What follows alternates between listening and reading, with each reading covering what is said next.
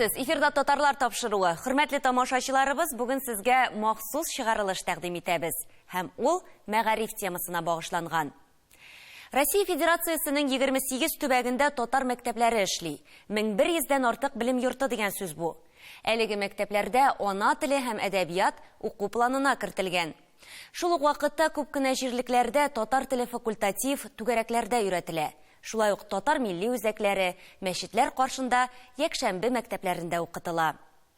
Читтә яшәүче милләттәшләребезгә татар мәктәпләренә даими рәвештә булышу, укытучыларга методик ярдәм күрсәтү, сәләтле укучыларыбызны таныту, барлау, үстерү Татарстан Республикасы Мәгариф һәм фән министрлыгының иң төп эш юнәлешләренең берсе. Татарстан Республикасы Мәгариф һәм фән министрлыгының төбәкләр белән эшли торган аерым бер бүлеге бар. Без аның җитәкчесе Гөлия Фәргать кызы Мусина белән очрашып әңгәмә кырдык. Сүзне иң элек әсбаплар темасыннан башладык. Бүген Татарстан Республикасы Фәннәр академиясе тарафыннан татар төркемнәре һәм татар мәктәпләре, шулай ук рус телле балалар өчен сәлам дәреслекләре эшләнелгән. Хәзерге вакытта аларны федераль исемлеккә кертү буенча эш алып барыла. Россия Федерациясы мәктәпләрен ел сайын без дәреслекләр белән тәэмин итәбез. Әйтергә кирәк, безнең хәзерге вакытта 89 дәреслек федераль исемлеккә кертелгән татар теле һәм әдәбияты дәреслекләре, һәм без ел сайын татар мәктәпләрен әлеге дәреслекләр белән тәэмин итәбез. Ул безнең дәүләт программалары нигезендә тормышка ашырыла. Быел гына да без 6 миллионлык 18 меңнән артык дәреслек бүлеп бирелде татар теле һәм әдәбияты дәреслеге.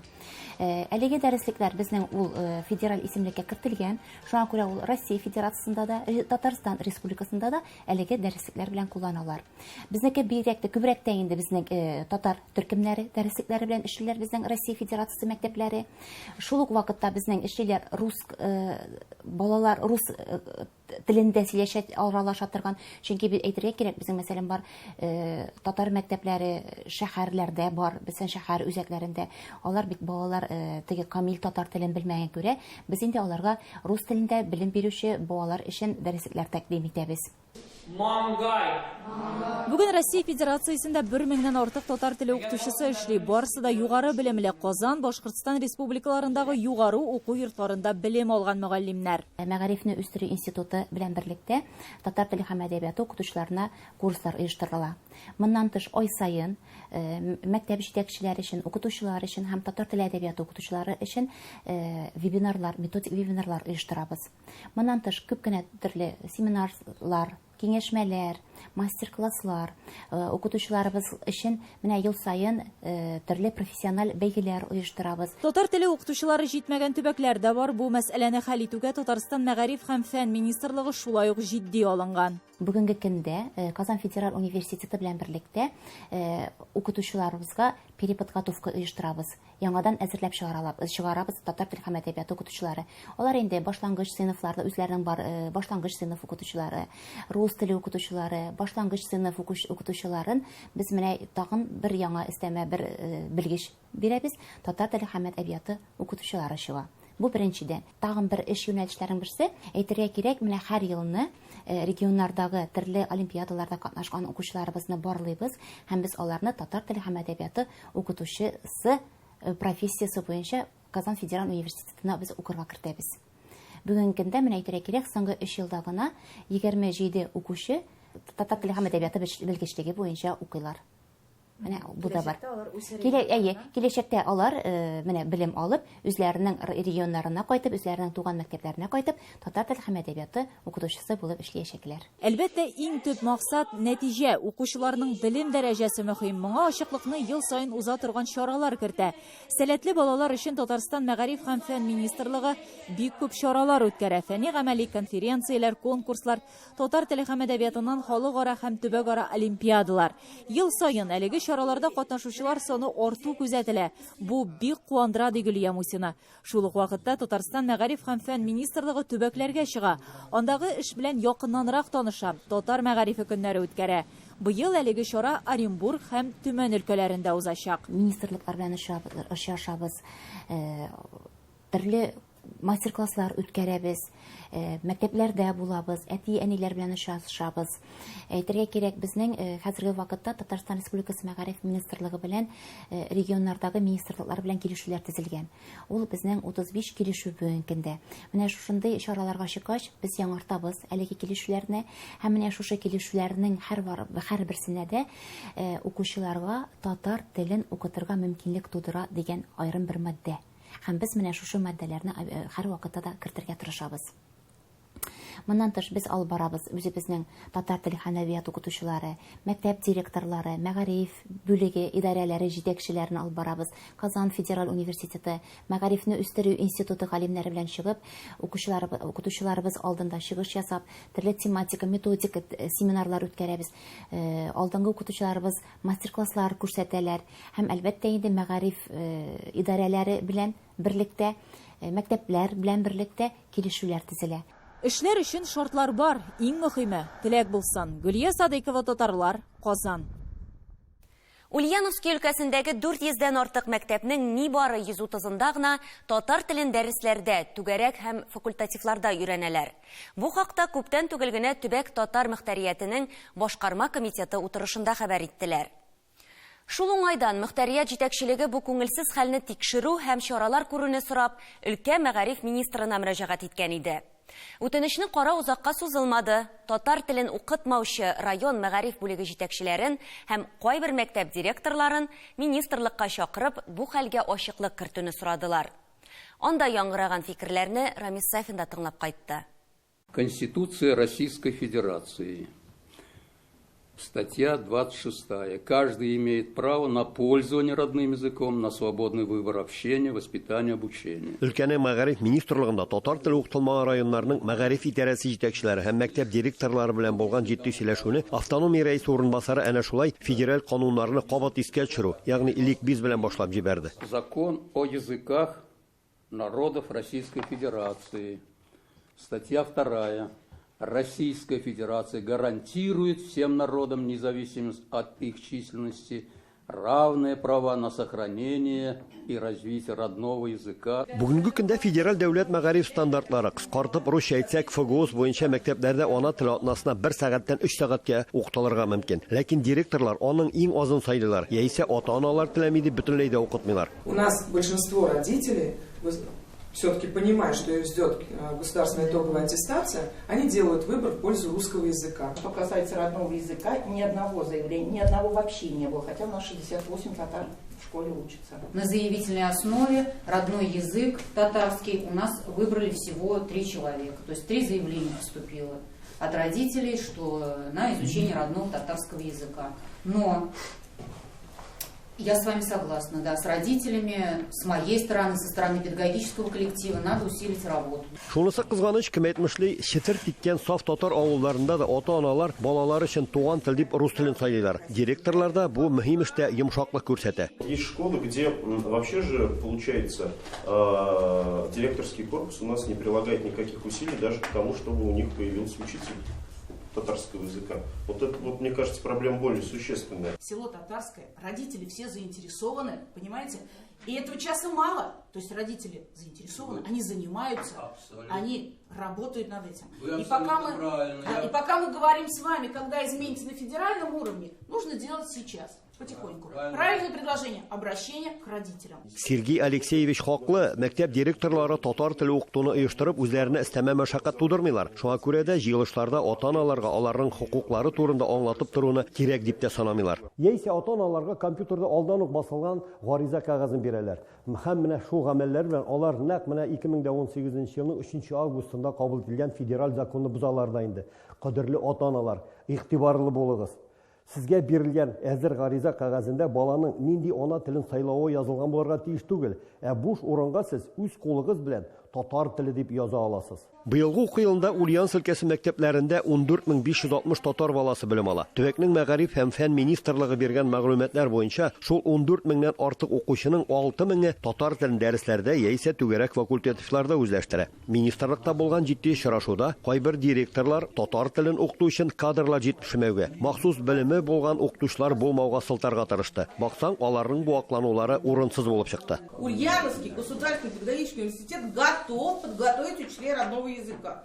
Пусть проходят курсовую подготовку. Уважаемые директора, отправляйте учителей своих. Безнең елына берничә укытучыны без Казанга курсларга җибәрә алабыз. Һәр елны безнең укытучыларыбыз барып, тәҗрибә уртаклашып, үзләренең белемнәрен күтәреп кайталар. Желающие будут пройти переподготовку, переобучение, и все будет хорошо.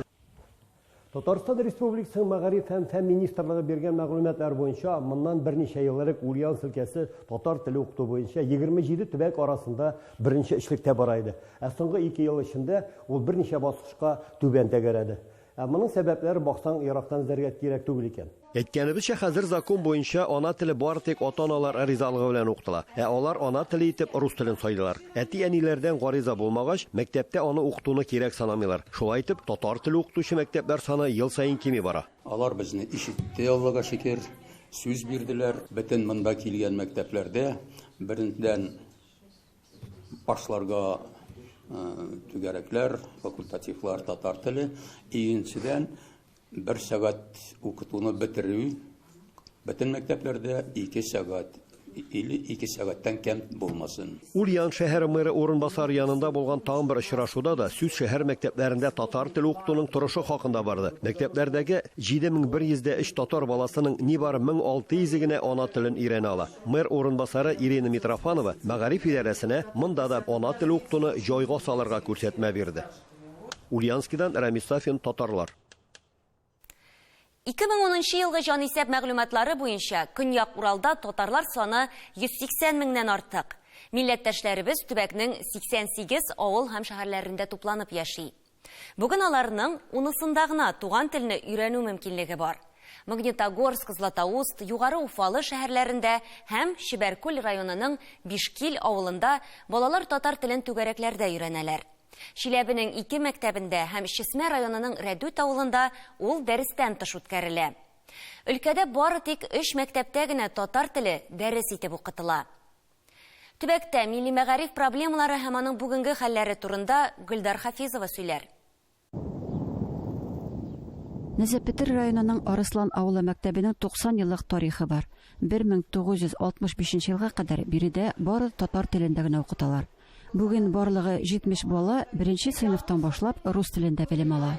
Татар теле фән буларак укытыла.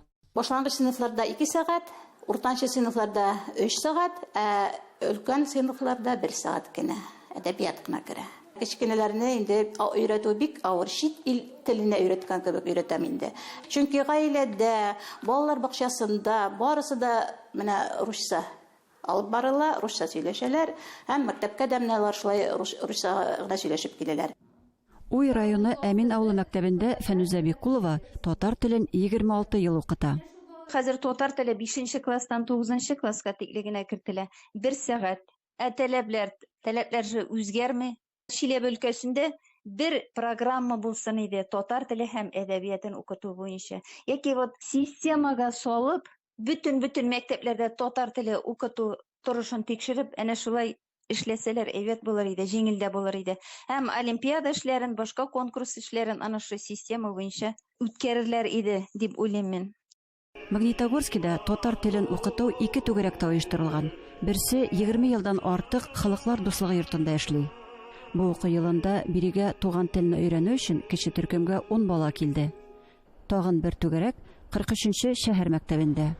Инде 3нче ел безнең мәктәптә түгәрәк эшли, татар теле түгәрәге. Түгәрәккә 15 бала йөри, башлангыч сыйныф балалары да йөри, урта сыйныф балалары да йөри. Атнага 4 сәгать бирелә, 2 сәгать. Башлангыч сыйныф балалары белән без шөгыльләнәбез, һәм 2 сәгать урта сыйныф балалары белән. Мәктәпнең рус теле һәм әдәбияты укытучысы Эльвира Әлмөхәмәтова узган ел Казан федераль университетында 3 айлык курсны узып, татар теле һәм әдәбияты укытучысы дипломын алды. Бер сыйныфта 15 укучы булса, татар телен укыту программасына да кертер идек ди ул. Администрация каршы түгел, татарлар автономиясе ярдәм итеп тора. Әти-әниләре генә барсының да теләкләре юк. Әтәңләр икенче түгәрәк сайла, бию, җырмы шунда. Нигә кирәк ул сиңа татар теле дип йөритмәләр.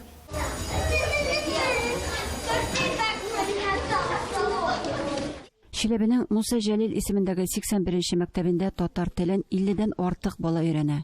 Дәрестән тыш башлангыч сыйныфларда 2 төркемдә 30 бала һәм 20-дән артык укучы ана телен югары сыйныфларда өйрәнә. Дәрестән тыш укыту булса да, укытучылар балаларны олимпиадаларга әзерлиләр. Һәм менә 29-нда безнең мәктәпкәчә тур үтәчәк олимпиада һәм ул онлайн үтәчәк. Теләгән һәрбер бала районда безнең өлкәбездә яшәгән һәрбер бала менә шушы мәктәпкәчә турны үтә ала. 29-нда безнең олимпиада башланып китә. Соня Вахит кызы үз тирәсенә өлкәнең барлык татар теле укытучыларын берләштерде. Нәкъ менә ул төбәктә татар теле буенча барлык башлангычлар юлында тора. Иң зур проблема бездә белгечләр җитмир, белгечләр юк. Татар телен укытырга укытучылар җитми. Шуңа күрә менә мәктәпләр ул бер мәктәптә каршы килми. Әгәр дә дәрестән тыш татар телен укытабыз икән, бездә чынлап та укытучылар җитмәү бу бик зур проблема булып тора. Бездән соң мәктәпләргә татар телен укытырга кем килер дип борчыла укытучылар. Шуңа да карамастан, урында туган тел буенча бурычларны хәл итәргә тырышалар. Бу уку елыннан башлап, балалар ана телен өлкәнең тагы 2 мәктәбендә өйрәнә башладылар. Кызыл Армия районы Якуб авылында һәм Капис шәһәре мәктәбендә. Чиләбе өлкәсеннән Гөлдар Хафизова, татарлар. Татарстан мәгариф министрлыгы соңгы елларда республикадан читтә гомер итүче татар теле укытучылары һәм укучыларына шактый ярдәм күрсәтә. Мәктәпләргә бушлай дәреслекләр тарату, ел сайын Казанда татар теле укытучылары форумын уздыру, төбәкләр белән килешүләр төзү. Оренбург өлкәсе мәктәпләрендә татар теле һәм әдәбияты сәгатьләре аз, тәҗрибәле укытучылар җитми. Киләчәктә кадрлар проблемасы килеп чыгачак. Чөнки өлкәнең татар теле укытучыларын әзерләгән университет белән көллият бүлекләре күптән ябылды. Оренбург өлкәсенең белем алу йортларындагы хәлләр хакында Фирүзә Әбсәләмова репортажы. Татар мәктәпләре саны елдан-ел азайган төбәкләр арасында Оренбург өлкәсе. Проблема нигездә авыл җирлегенә кагыла. Белем йорты бетерелә икән, салада тарала дигән сүз. Аларны саклап калу өчен әлегә бердән-бер юл ул эшмәкәрләр ярдәме. Мисал өчен Абдуллина районының Чагынлы авылында мәктәп бары тик меценатлар булышлыгы белән генә яши. 11 еллык мәктәптә 42 бала укый. Аларга 10 укытучы белем бирә. Чагынлы мәктәбенең ирешелгән казанышларының берсе татар телен фән буларак укытуны саклап калу. Земфира Сайфуллина ширек гасырдан артык стажлы педагог. Чаганлылар мәктәпне татар телен укытуны саклап калу ягында. Район күләмендә хәл алайык мактанырлык түгел. Абдуллин районында 6 татар авылы бар. Ләкин кызганычка каршы безнең 6 татар авылының 3 авылда бөтенләй мәктәпләр бетерелде. Һәм шуның өчен аларда инде татар теле укытылмый билгеле. Инде татар теле предмет буларак безнең Якуб мәктәбендә шулай ук Шалтык һәм менә Чаганлы мәктәбендә укытыла. Әлбәттә татар теленә бирелгән 1 сәгатьтә генә телне өйрәнү авыр. Шулай да ышаныч бар. Килгән кешеләрне тырышабыз татар телендә аралаштырырга, сөйләштерергә, өйрәтергә. Һәм менә бу рух инде татар дигән рух югалгандыр дип уйламыйм. Яңа Муса авылы Шарлык районында урнашкан 7 татар авылының иң зурысы. Рәмзия Ринат кызы Шамюнова мәктәпкә 26 ел элек татар теле һәм әдәбияты укытучысы булып эшкә кайта. Бүгендә бу өлкәдә хезмәт куя. Китаплар, уку әсбаплары белән тулысынча мәктәбебез тәэмин ителгән. Менә ФГОС буенча чыккан китаплар барысы да бездә бар. Укучылар белергә тырышалар, тел белән кызыксыналар. Татар телен онытмадык, сөйлибез, гаиләдә дә татарча сөйлиләр укучылар, мәктәптә дә татарча сөйләшергә тырышабыз. Мәктәп матур әдәбият белән тәэмин ителгән, укучылары да сынатмый. Татар теле буенча үткәрелгән олимпиадаларда алар җиңүчеләр рәтендә. Оренбург шәһәрендә региональ этапта, шулай ук межрегиональ этапка барып та урыннар алып кайта укучыларыбыз. Телне белергә тырышабыз һәм сакларга тырышабыз. Кызганычка каршы сәгатьләр саны әз дип уйлыйм. Ярты сәгать әдәбият, ярты сәгать татар теле. Телне тулысынча белү өчен әлбәттә бу сәгатьләр генә әз дип уйлыйм. Оренбурның 38-нче санлы мәктәбе өлкә шәһәрләрендә татар телен һәм әдәбиятын тирәнтен өйрәнүче бердән-бер мәктәп. Узган гасырның 90-нчы елларында милли хәрәкәт барлыкка килгәч, беренче мәсьәлә булып татар сыйныфларын ачу тора. Бүген аерым мәктәп эшләп килә. Анда 230 бала белем ала. Мин бу мәктәпкә 96-нчы елда килдем. Беренче сыйныф бирделәр миңа. Элекке балалар белән әгәр дә чагыштырсак, әлеге балалар татар телен бик белмиләр. Элегрәк балалар яхшырак белә иделәр. Бүгенге көндә өлкәдә 60лап татар авылы бар. Шуларның яртысында гына татар теле дәресләре фән буларак өйрәнелә. Моңа 5 көнлек уку режимы да сәбәп булуы мөмкин. Мәгариф өлкәсенә бу һәм башка сорауларны Оренбурда көз айларында узачак семинар киңәшмәдә хәл итәргә планлаштыралар. Ул төбәк татар теле укытучылары һәм Татарстан Республикасының Мәгариф һәм фән министрлыгы вәкилләре катнашында узачак. Оренбур өлкәсеннән Фирүзә Абсалямова, татарлар. Дөньяда иң зур байлык белем диләр. Хөрмәтле тамашачылар, балаларыбызны гыйлемле, аңлы итеп үстерү безнең бурыч. Шул вакытта татар зур үрләргә ирешер. Мәгариф темасын дәвам итәрбез. Исән сау булыгыз.